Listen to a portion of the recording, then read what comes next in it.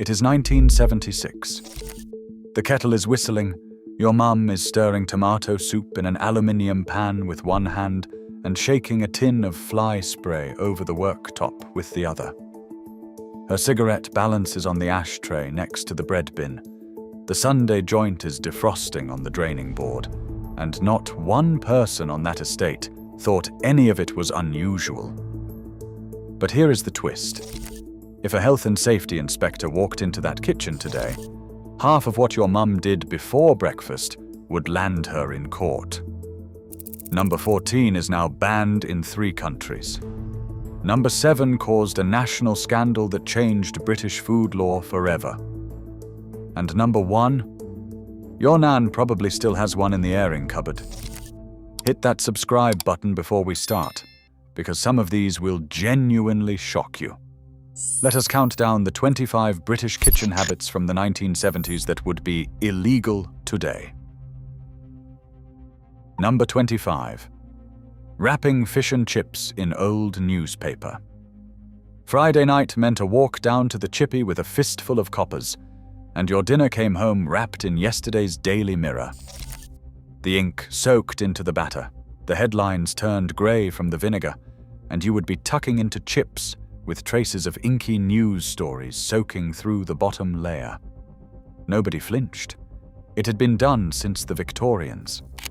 Then, in 1989, the Food Safety Act made it illegal in Britain to wrap food directly in printed newspaper. The reason was simple. Printers' ink in the 1970s contained lead, cadmium, and mineral oil compounds that we now know transfer straight into hot, greasy chips. Tests done at the time found measurable amounts of toxic metals in the food. Today's chippies use proper food-grade paper dyed with food-safe inks. That nostalgic mirror-wrapped chip supper would now carry an unlimited fine for any chippy still doing it. Number 24. Smoking while cooking the family dinner. Mum's Embassy Regal was as much a part of dinner prep as the wooden spoon. She would light up while peeling spuds, ash hovering over the chip pan, and the fag end would balance on the side of the cooker between stirs. Dad smoked at the table while reading the paper. Around 40% of British adults smoked in 1974, and the kitchen was the smokiest room in the house. Today, smoking around food preparation would breach hygiene regulations in any commercial setting, and any registered childminder caught doing it in their kitchen would lose their license on the spot. Second-hand smoke gets into open food, into oils, into anything with moisture on the surface. The Children Act and various food safety codes mean doing this in front of children in a regulated environment now carries serious consequences. Your mum's nicotine-stained ceiling told the whole story. Number 23. The lead crystal sherry decanter on the sideboard. Every front room in Britain in the 1970s had one. Heavy, glittering decanters from Stuart Crystal or Royal Doulton, filled with sherry, port, or whiskey, sitting proudly on a doily on the sideboard. Some were wedding presents, some came free with petrol coupons. All of them quietly leached lead into whatever spirit sat inside. The longer the bottle stayed in the decanter, the more lead built up. By 1991, the American FDA had warned against using lead crystal for spirits, and in 2010, the EU set strict limits on lead migration from glassware. Selling a decanter today that leaches above the legal threshold is illegal. The sherry your granddad poured every Christmas, the one that had been sitting in that crystal decanter since 1973, would test off the scale today. Lead exposure causes nerve damage, kidney problems, and developmental issues in any child who got a drop on Boxing Day. Number 22. The mercury thermometer dropped in the jam pan. Making blackberry jam in autumn meant sticking a mercury thermometer into the bubbling preserve to check it hit setting point at 105 degrees. Every kitchen drawer had at least 2 of them, slim glass tubes filled with a silver column that danced as the heat rose. They got dropped, they got chipped, and when they broke, That beautiful liquid mercury would roll across the lino in tiny, shimmering balls. Kids were sometimes given the broken ones to play with. The EU banned the general sale of mercury thermometers in 2009, and they are now illegal to import or supply in the UK for domestic use. Mercury is a potent neurotoxin. One broken thermometer over an open jam pan, with steam rising and condensing back into the food, could contaminate a whole batch. The number of mercury thermometers that ended up in domestic landfills before regulation came in is genuinely terrifying. Number 21. Defrosting the chicken on the worktop overnight. Sunday lunch started on Saturday night. The frozen chicken came out of the freezer, sat on a plate on the worktop near the bread bin, and thawed slowly while everyone went to bed. By Sunday morning, it was floppy, pink juice pooling under it, and the kitchen had a faint, warmish protein smell. This was completely normal. Mum had done it for years. Her mum had done it. Nobody got ill. Except they did. Salmonella poisoning in Britain in the 1970s was extraordinarily common, and the slow ambient temperature thaw of poultry was one of the main reasons. Today, the Food Standards Agency is unambiguous. Poultry should never thaw at room temperature. Doing this in a commercial kitchen is a hygiene offense that can shut your premises down. Bacteria multiply exponentially between 4 and 60 degrees Celsius. Your Sunday lunch in 1975 was, statistically, a gamble every single week. Number 20. Washing the chicken in the kitchen sink. Before Mum roasted it, she always rinsed the bird. A good wash under the cold tap, both inside and out, sometimes with a splash of vinegar in the water. The chicken went onto the draining board, and the same sink would then be used to rinse the salad for tea. It seemed sensible. It seemed clean. It was actually horrifying. Public Health England now specifically tells you never to wash raw chicken, and food businesses can face prosecution for doing so. Why? Splashes from rinsing raw poultry can fling Campylobacter bacteria up to 80 centimeters from the sink, contaminating worktops, tea towels, plates, anything within range. Campylobacter causes around 280,000 cases of food poisoning a year in Britain. The very habit your mum thought made the chicken safer was the one most likely to make you ill. It took until the 2010s for the public health message to properly land. Number 19. Aluminium pans for the rhubarb crumble. Every kitchen had a battered aluminium saucepan, light, cheap, indestructible. Your mum used hers for everything, including stewing rhubarb from the back garden and simmering tomato sauce for spaghetti bolognese.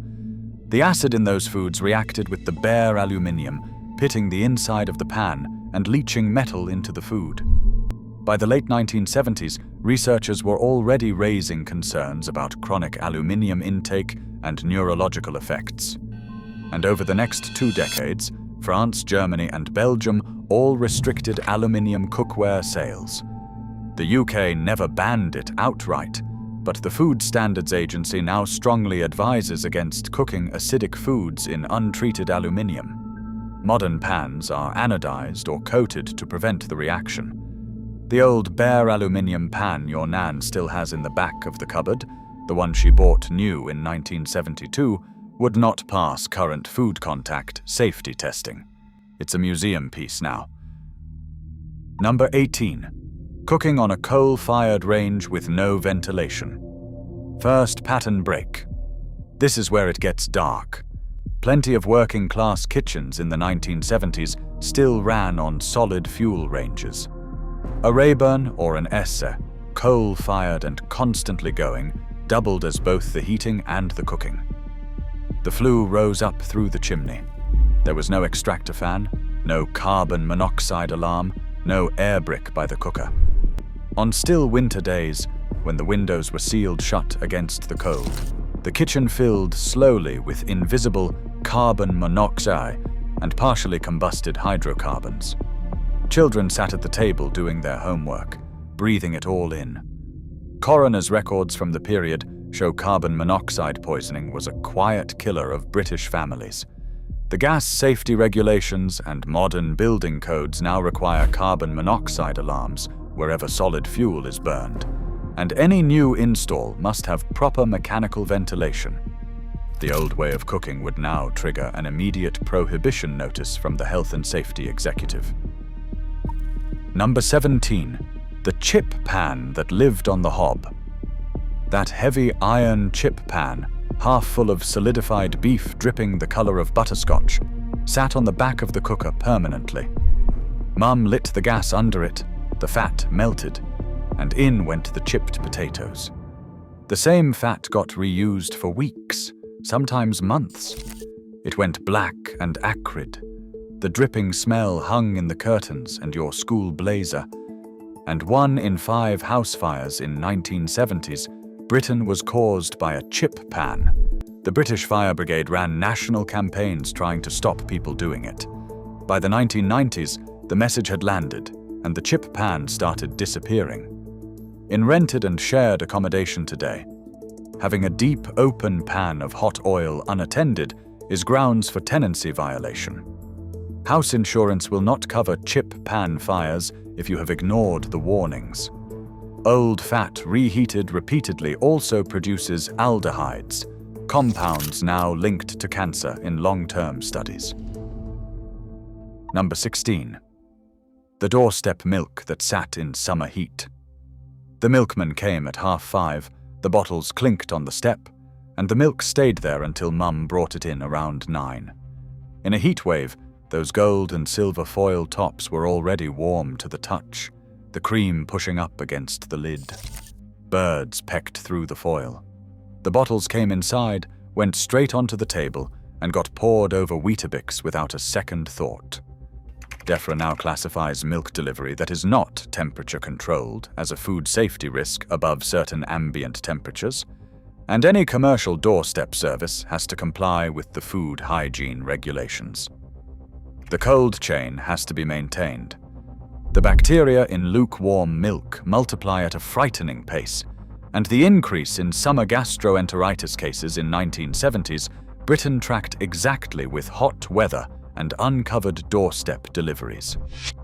Today, leaving raw milk out for 4 hours in a commercial setting is a food crime carrying a personal fine. Number 15. Home curing bacon with saltpeter from the chemist. Anyone with a pig in the garden cured their own bacon, and the secret was saltpeter, potassium nitrate, bought loose in a paper bag at Boots.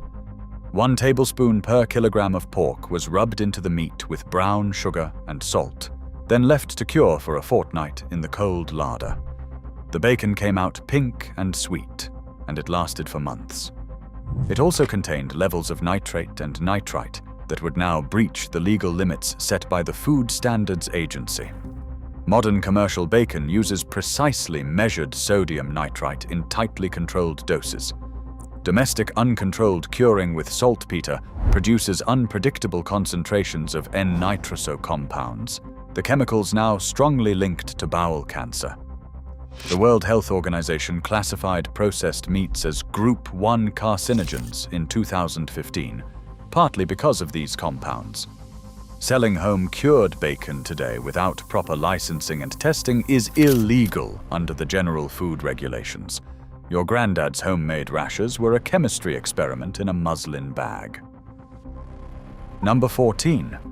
Hanging pheasants until they walked away themselves.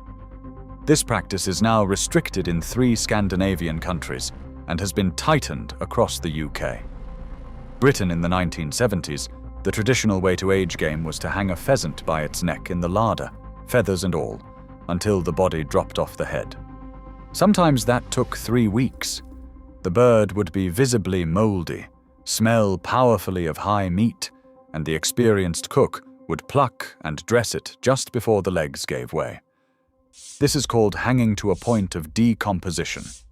Sweden, Denmark, and Norway now prohibit prolonged hanging of game beyond regulated periods. The UK has tightened food hygiene rules under the 2006 game meat regulations. Hanging that long now risks botulism and listeria. Commercial game dealers face inspection and strict time limits. Your granddad's larder, with 3 pheasants quietly rotting on hooks above the dripping jar, would be sealed off as a biohazard by an environmental health officer today. Number 13. The raw cake batter and the licked bowl. Mum cracked the eggs straight into the mixer. The kids hovered, and once the Victoria sponge mix was poured into the tins, the bowl came out for licking. Wooden spoon, beaters, fingers, all coated in golden eggy batter made with raw flour and raw eggs. Heaven. Salmonella from British eggs was rampant in the 1970s and the 1980s, peaking in the Edwina Currie scandal of 1988, when she said most British egg production was infected, and she was forced to resign within a fortnight. The British Lion Mark was introduced in 1998 to vaccinate hens and certify safer eggs. Today, only eggs carrying the Lion Mark are considered safe to eat raw, and even raw flour has been recalled multiple times in the last decade for E. coli contamination. Letting a child lick a bowl of raw cake mix made with unmarked eggs and unprocessed flour is now considered a food safety risk significant enough that the Food Standards Agency actively campaigns against it. Number 12. Unpasteurized milk, straight from the farm gate. You took a clean jug down to Mr. Henderson's farm. He ladled fresh, warm milk straight from the churn, and you carried it home for the day's tea. Children drank it raw. It tasted creamier, sweeter, more alive. It also carried tuberculosis, brucellosis, E. coli 0157, listeria, and campylobacter.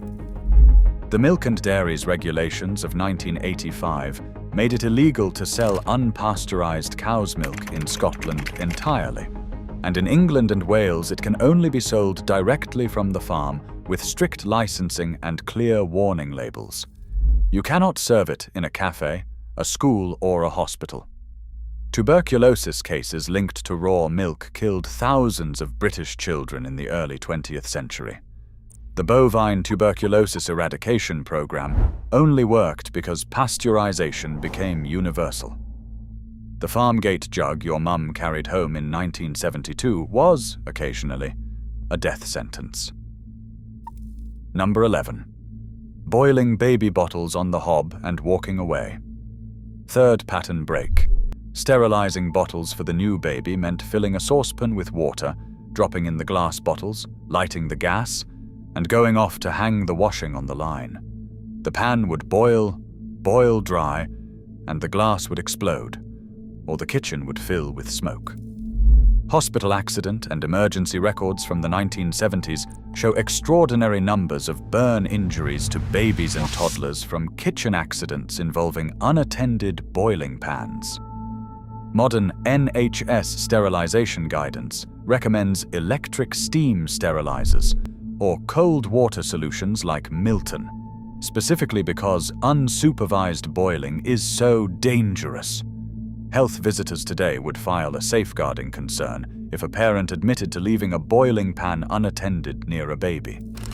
The combination of glass, boiling water, open flame, and and small children was a 1970s disaster waiting to happen. Plenty of British homes burned down because of a forgotten sterilizing pan and a tea break that ran long. Number 10. The flit gun spraying DDT over the larder. Blue bottles in the meat safe were dealt with using a flit gun, a metal pump-action sprayer loaded with insecticide. The mist drifted across the cold meats, the cheese under the gauze cover, the bread crock. In the 60s and the 70s, those insecticides contained DDT, dieldrin, and other organochlorines we now know to be persistent organic pollutants. DDT was banned for agricultural use in the UK in 1984 and is now prohibited under the Stockholm Convention. Selling, importing, or using it is a criminal offense carrying real penalties. The chemicals build up in fat tissue and have been linked to breast cancer, fertility problems, and developmental delays. Mum was spraying it directly over the family's food, and the residue clung to the larder walls for years afterwards. You can still find traces of DDT in the soil of British gardens that were treated heavily in the 1970s. Number 9. Cleaning the oven with bare hands and caustic soda. Saturday morning oven cleaning involved a tin of caustic soda crystals, a damp cloth, and absolutely no protective equipment. Mum sprinkled the crystals onto the greasy oven walls, sprayed water, and scrubbed. The fumes peeled paint off the kitchen ceiling. Her hands turned raw, sometimes blistered. Occasionally she would splash a bit in her eye and rinse it under the tap before carrying on. Caustic soda, sodium hydroxide, causes deep chemical burns and permanent eye damage.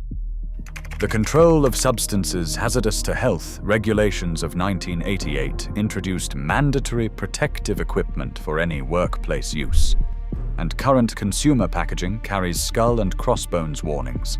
A commercial cleaner doing today what your mum did weekly would be sacked on the spot.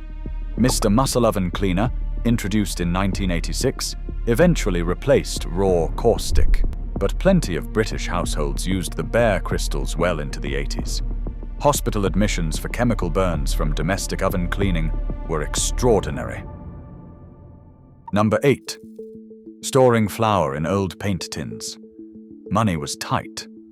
Empty paint tins from Dad's decorating job were rinsed out and pressed into service as flour bins.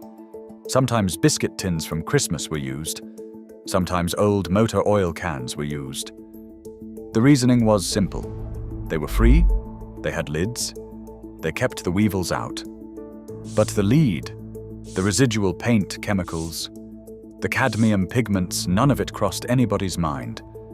Lead-based domestic paint was only fully phased out in the UK in 1992, and many tins in everyday use in the 1970s contained it. Reusing industrial or decorative containers for food storage is now explicitly banned under the Food Contact Materials regulations. Anything touching food has to carry the wine glass and fork symbol indicating food contact safety. Your Nan's flour bin, which is actually a 1973 Dulux paint tin with the label scrubbed off, would be confiscated by any environmental health officer who saw it in a commercial setting. Number 7. The half-empty tin can left in the fridge. This is the one that caused a national scandal and changed British food law. After opening a tin of beans, Mum would stick the half-empty can back in the fridge, foil pressed over the top. By the late 1970s, doctors were noticing patterns of acute lead and tin poisoning, and acidic foods like tomatoes and beans reacted with the tin solder used in seam-soldered cans, leaching dangerous levels of metal into the food sitting overnight. The Food Safety Act, 1990, was partly driven by these scandals, and modern tinning regulations require cans to be either fully aluminium, plastic-lined, or seam-welded rather than soldered.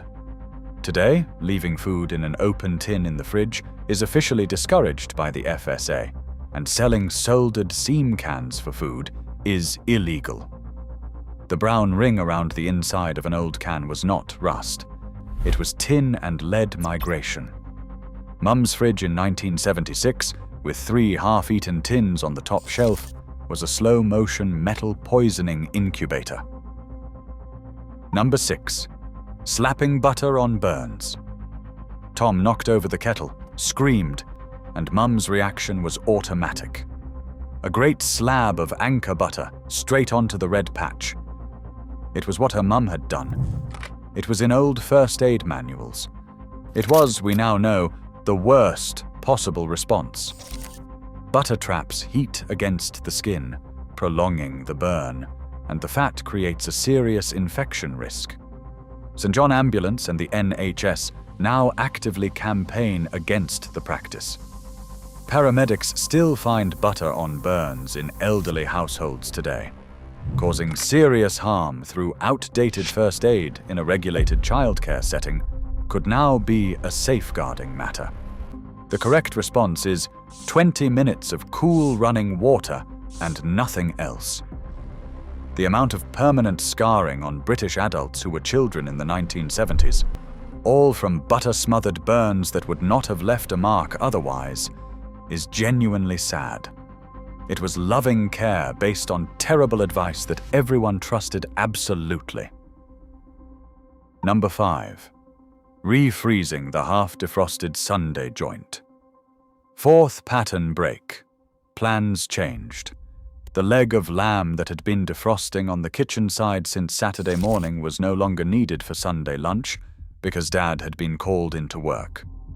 So Mum wrapped it back up in greaseproof, popped it back into the chest freezer in the garage, and used it the following week. Food safety guidance now is unambiguous on this. Once meat has thawed and warmed, refreezing creates ideal conditions for bacteria, and the cell damage from a second freeze produces texture and safety problems. Listeria in particular can grow at refrigerator temperatures and survives freezing intact. The Food Standards Agency advises that defrosted raw meat should never be refrozen unless it has been cooked first.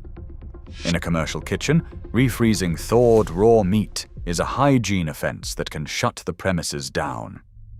The casual chest freezer culture of the 1970s, full of half-defrosted, refrozen mystery parcels, was a microbiological lottery played weekly in millions of garages.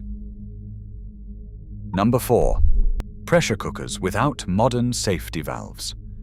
The Prestige pressure cooker was the workhorse of every 1970s kitchen, a heavy aluminium pot with a screw-down lid and a weighted rocker on top that hissed and danced as the pressure built.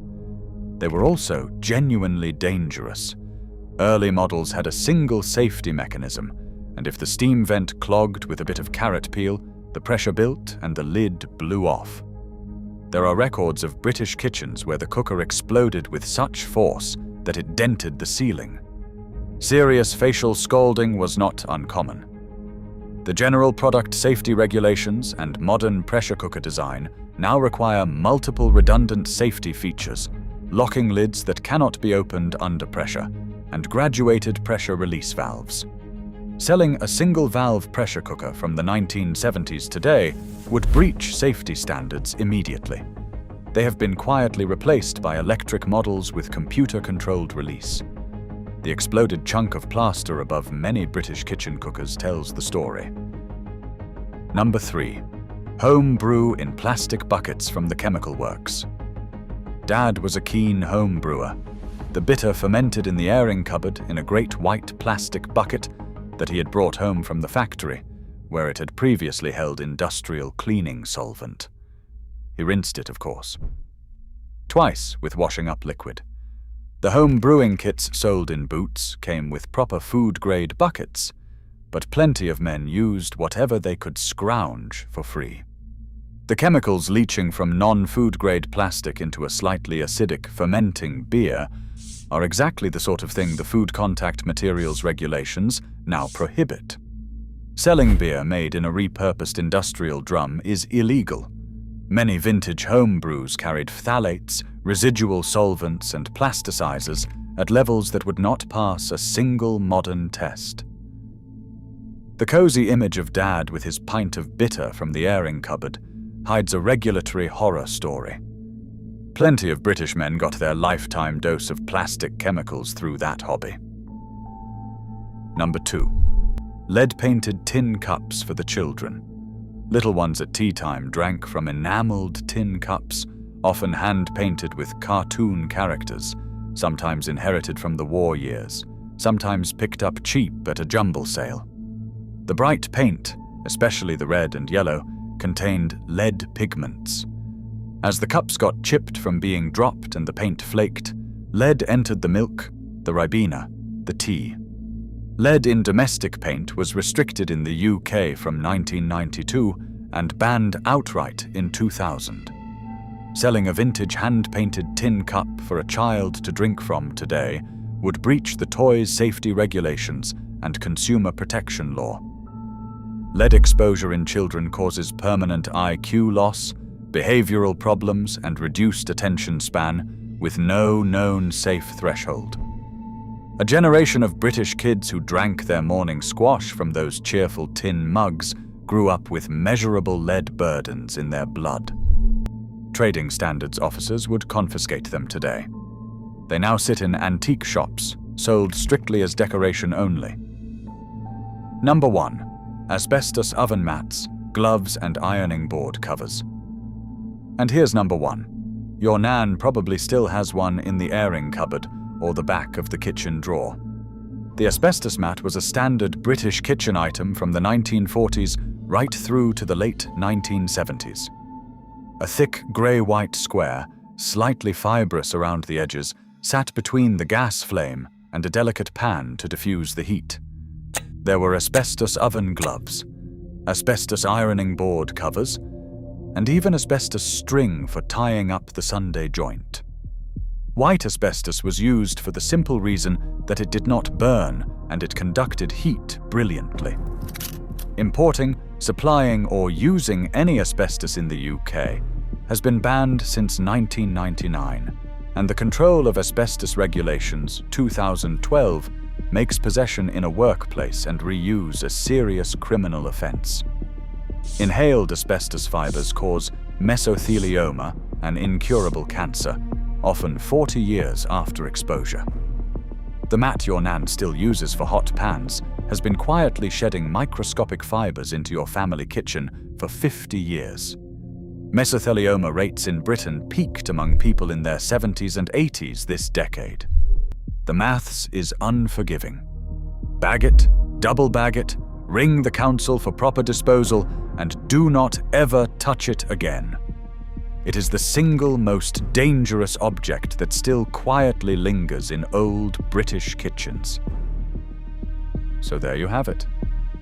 25 everyday habits your mum and your Nan did without a second thought, every one of which would now land you in court, put you in a hospital bed, or trigger an environmental health investigation. Have a quick look in the back of the airing cupboard this weekend. Check the larder and see what you find. Then tell me in the comments which of these your family still does, because I guarantee at least one of them is happening in a British kitchen this Sunday. If you enjoyed this, hit subscribe. There is more where this came from.